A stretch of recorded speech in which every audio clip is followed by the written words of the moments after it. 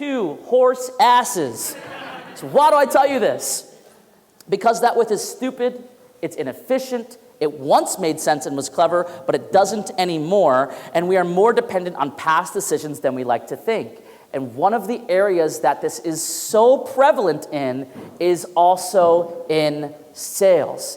Human nature hasn't changed, but our ability to understand it, research it, and experiment on it really has. And so while I still love the old sales strategies and those, the Zig Ziglars of the world, they're doing it based off of what works in their experience and not actually what works based off of scientific experimentation, which we now have, and I'll be able to tell you what works. By the way, most of you guys are probably killing it at sales already. That's why you're in this room, but here's the benefit. Even if you think you know, it's really important to understand why what you're doing works, why the conversations you have are happening, why people like you and you're magnetic and attractive to them, because then you can do it with intentionality, and that allows you to do 2 things. Focus on it and iterate on it, but also train others. You either have it or you don't in sales is something that I've been told, and you can't really train it. Well, if you know what's actually happening, then you can train it. That's good for CDW. Also, a shocking stat, 1/5 of the modern companies are actually using the real science on what works in sales, and that's, 1/5 sounds like a lot, but it's really not.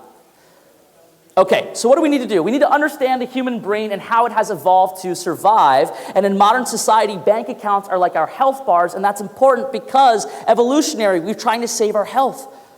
But studies show right now that separating with money triggers a bigger threat response than somebody who looks like they're going to attack you at a bar. I can explain why, just very briefly. We know that there are safeguards in society to prevent people from attacking us, but there are very little safeguards in preventing somebody from trying to sell us something. Our marketing, we're hit with marketing constantly, so when we know that someone's trying to sell us, our amygdala and other threat networks in our brain are spiking through the roof. Looking at a guy who is, intimidating and staring at us in the back of the bar, it does not go up nearly as high.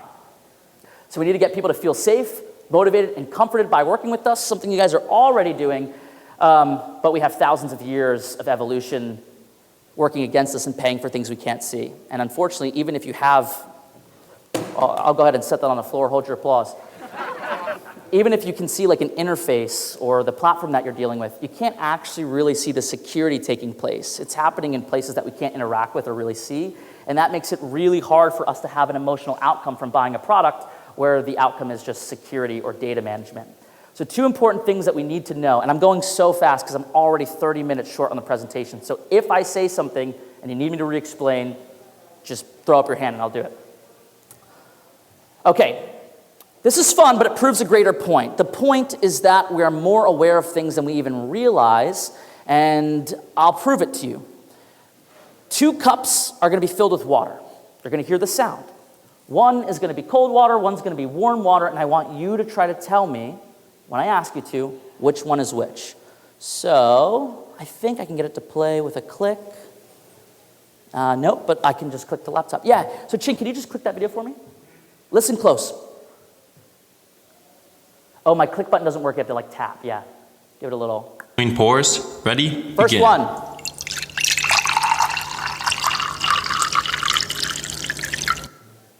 Okay. Sorry if you have to pee, but that was pour number 1. Here's pour number 2.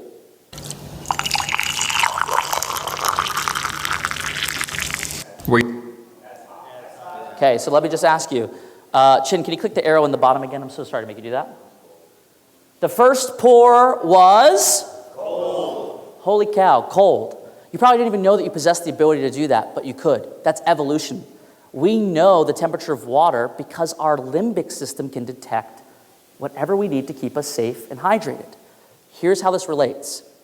Well, actually, let me explain why we can detect the difference. The viscosity is different in hot and cold water. Cold water, the molecules are more densely packed, so it's a little bit more thick, and so you can hear the difference when it hits the water. Hot water is more dispersed with the molecules, it bounces around more, and also the steam can actually change the acoustics of the cup that it's being poured in. You don't know that you know the difference, but you do know the difference. And it's the same thing when talking with another human. You know if this person is full of crap or not. You know if you're going to trust this person or not. And you might not even have logic to describe it, but you know. And so, the brain makes decisions on things that we aren't even consciously aware of all of the time. And actually, the fact is that most of the decisions you'll ever make are based on things that you're not consciously aware of.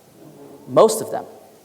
There's actually a thing called the Descartes error, which means that we ascribe more of our decisions to logic than actually happen. If you believe that a decision is logically based, then you are going to be wrong because they're almost always emotional. In fact, we have very rarely decided or seen any decisions that are based on logic. It's the logic that fills in after that emotional decision is made, and we're not aware of it because the limbic system doesn't speak English. The two parts of the brain are the limbic system and the neocortex. I probably have them here. Yeah, let's see. I got it right. Yeah, here we go. So this is our limbic system. This is the old brain, the mammalian brain. This is what our dogs have. This is why we can feel like we can relate to our dogs. We can identify with them because that's the mammalian brain.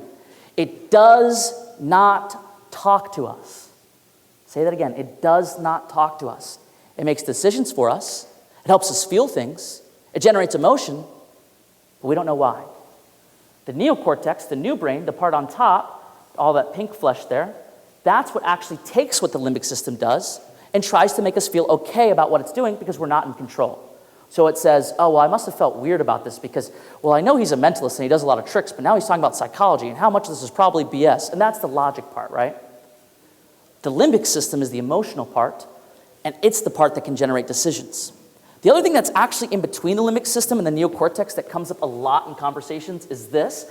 It actually extends all the way around, so I don't know why this image just shows the front part.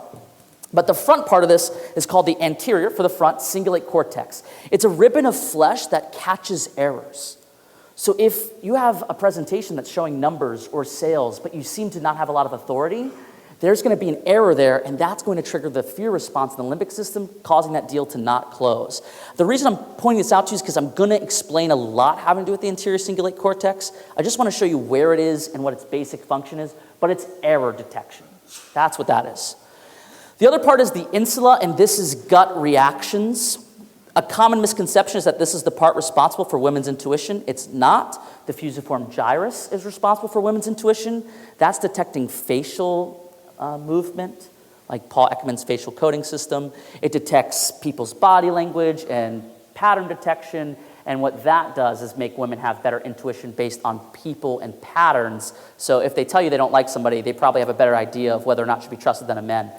This instead is in all of our brains and equally sized in all of our minds, and this is gut feeling. This is the thing that tells us something's wrong or something's really, really right. And then you guys know the amygdala. I don't have to go over that. Yeah, you know? Yeah? Okay, the amygdala is a little almond-sized thing that deals with fear. Fight, flight, freeze.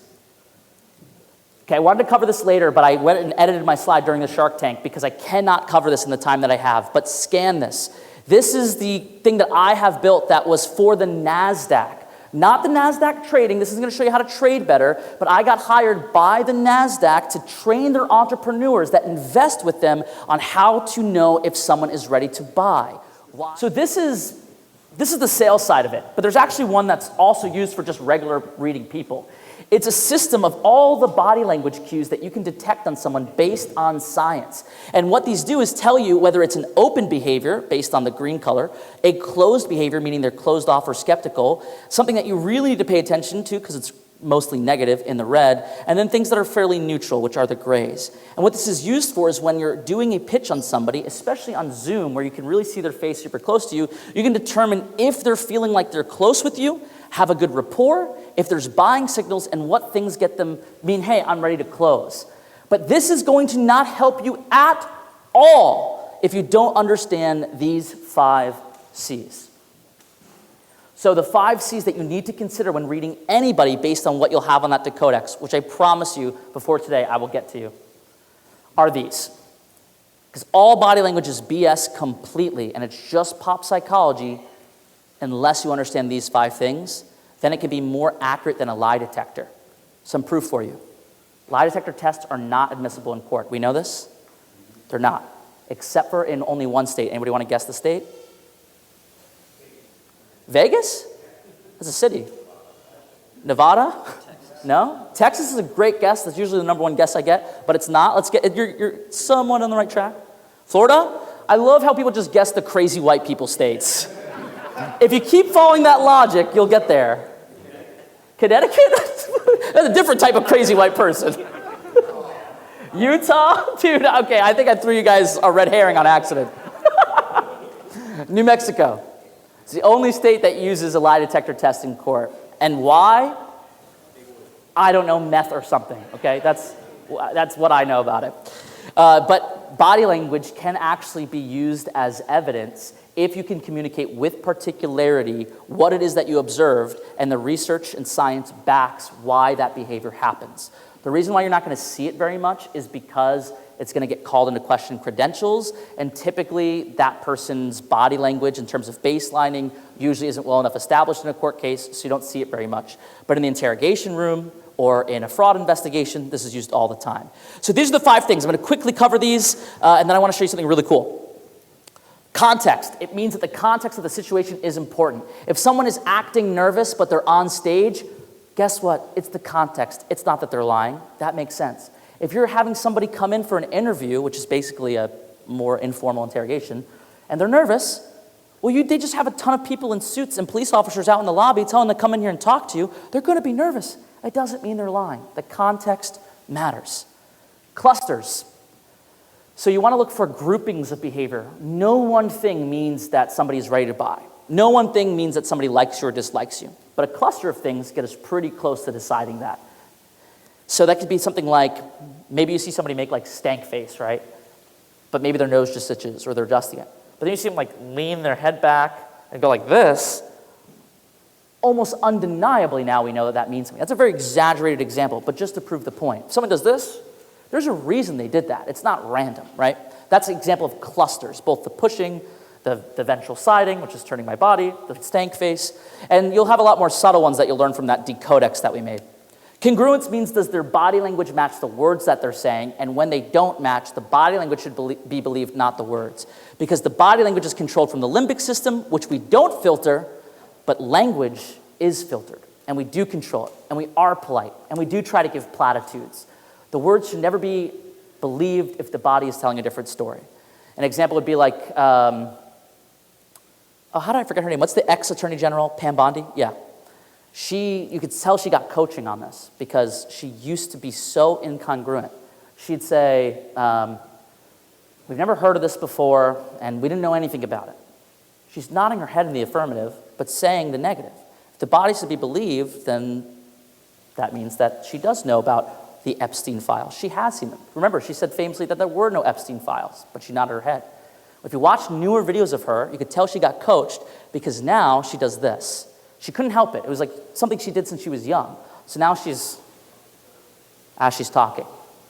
And that's so that people can't read into it, and the experts don't really know which one's truth or lie, right? Because often since she's a little bit smaller, she's behind the stand, you really see her shoulders and head, and when she's doing this, you got nothing. So that's congruence. Do the words match the body language? If not, the body should be believed. Consistency is how consistent is it with that person's behavior. It doesn't matter if this person makes stank face, if they do it all the time. If they're just one of those people who does this, they do it all the time. Probably doesn't really mean anything because that's consistent with their behavior. And culture, I don't really need to say this, but different things mean different things in other cultures. Great example, Southeast Asia. This is an affirmative, not a negative. And you should probably know who you're talking to. Okay. I don't have time for this, but it's cool. This is Frederick Wilson Taylor. Those things like circle back, follow up, all those corporate jargons that come from him. Those are called Taylorisms. And the reason they existed, if you look back at the Industrial Revolution, was because he wanted to create a type of communication that removed personal identity and personal motivations from the conversation for the sake of mechanical operation. And that means that people could be more efficient and they weren't having emotional conversations. Corporate speak kills sales. You guys probably know this. If you're more real with people, they buy from you more. I really can't go into all this, but what I will tell you is if you are really competent, you've probably experienced confidence in your life. And confident people are going to be more relaxed. They tend to be more direct.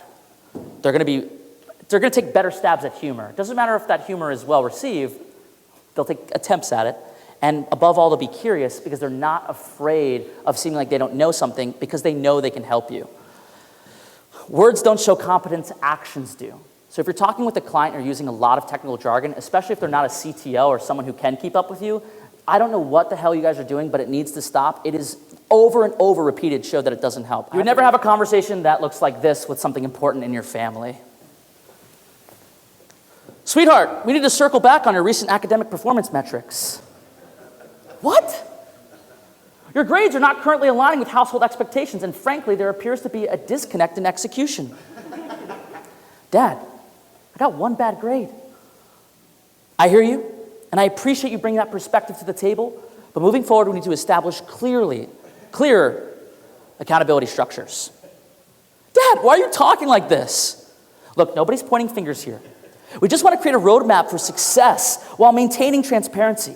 Your mother and I have discussed this offline, and we feel there's an opportunity for growth here. But if you continue operating in silos instead of collaborating proactively, we risk repeating these outcomes in Q3. Q3, Dad, I'm scared. Talk normal. Understood. Let me simplify the message. Do your homework, or we're sunsetting your phone privileges, effective immediately. You don't have conversations like that in actual important things in your life. And if your job is important to you, why are you talking like that? And also, people know, remember the water thing, what I showed you? You know cold and hot even if you don't know. The more Taylorisms increase in a conversation, the higher likelihood they're about to expect bad news. You actually don't deliver good news that way. You deliver bad news that way. And because of that anterior cingulate cortex in the brain, that pattern detection, if you do that in a sales conversation, whether they're aware of it or not, their body is prepping for bad news, which puts them in a poor mental state to actually close that sale. And the higher the level you are at your company, the less corporate they sound. I don't know if you guys, let me get this clear. I am not at all condoning the Epstein files in the slightest. But they were out there, and when people were reading them and exposing them, look at that, there's millions of dollars being exchanged. Lack of periods, I'm not saying use bad punctuation, but they're just talking so casually. There's no Taylorisms in there, and that's millions of dollars being spent. That's because those people have a lot of authority at their company, and even for me, you guys may not view me this way because you see me as like somebody who's hired by these companies to just like do whatever they say. But in the companies that I run, if I get an email from somebody and it looks like there's so much corporate jargon in there, I will usually ignore it because I know they're not at a high enough position to talk to me. They're gonna get to talk to Travis or Barry or probably even Heather, which is just our gatekeeper. And to prove this to you, I actually have 2 emails that I received. I gotta be here. Yeah, so 2 emails that I've received, both of them trying to pay me money for something. Look at this one, this left one. I'm not gonna read the entire thing to you, but I'll read the first paragraph. My name is Olivia, and I'm reaching out from whatever our company. We currently manage creator partnerships and performance-based campaigns for a portfolio of wellness and lifestyle brands, including Everlife, a longevity-focused health and wellness company. By the way, red flag number 1. Specializing in science-backed supplements and telehealth solutions. And then she basically goes on to say that my audience alignment and content style may fit well with their brand. In the trash can, they offered me compensation, I just ignored it. But this person I got, and this one we did reach out to. It didn't work out, budget wasn't high enough, but we at least gave him a call. Hey Chris, I came across your content while doom scrolling between meetings. Hey, I do that. I'm impressed. It's cool to see you talk about the actual psychology behind this stuff. I thought it could be fun for us to work together. Here's an idea. Then he gives me like the amount of money he has per post. Do what you're already doing. I love it. And at the end, just tell people that if they want to learn more about this stuff, they can check out his company name. We've run paid traffic behind it, so you get extra reach too. If it performs, we pay you more. I'll give you a couple days to think about it, then bother you again to see what you decide. We didn't ignore that one because he just talked like a person, and that probably, to me, signals that he has better authority in his company. Oh, there's the research that supports this. I'll just end on something fun because I talked about the body language stuff. I'm going to show you some clips of the Monica Lewinsky incident. And I want to show you how this was used when deciding questions to ask the president. No. Oh yeah, that's Chase Hughes' chart. I was just showing where it came from. No, video unavailable. I can explain it to you. When you're looking at that behavioral decodex, or the thing that preceded it, which was called the behavioral table of elements, that's the thing that you're going to see probably used more in law enforcement than sales, is that behavioral table of elements. It's made by an ex-Navy intelligence officer and in partnership with Lena Sisko, who was a Guantanamo Bay interrogator. She's super amazing. Yeah, sure, go ahead, read my text messages, sure.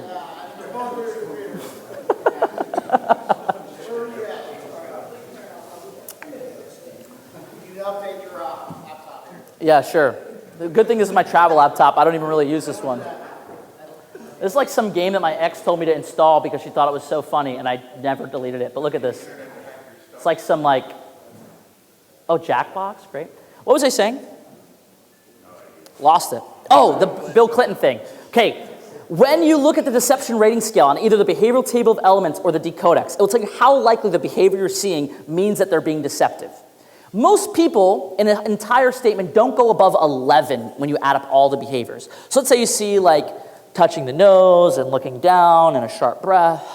You're going to add up whatever those behaviors, all the little cubes in the top right, that number is, add them up. If it goes above 11, deception is likely. When Bill Clinton said, you could try, I don't think it's going to work, but go ahead. I was just curious what you were doing. That's all right, whatever. So on the behavioral table of elements, let me just tell you what he says. He goes, I did not have sexual relations with that woman. Famous quote. You guys know it? Let me say it again. I did not. So lack of contractions or non-contracted denials. I did not. When you're speaking overly formal, even if you're the president, if you say I didn't, which he normally says, Bill Clinton often says didn't instead of did not, a non-contracted denial is 4 points on the deception rating scale. Dad, I did not drink that energy drink in the fridge. 4 points. Dad, I didn't drink it. No points. So I did not, that's 4 points. Sexual relations. What are we, a robot?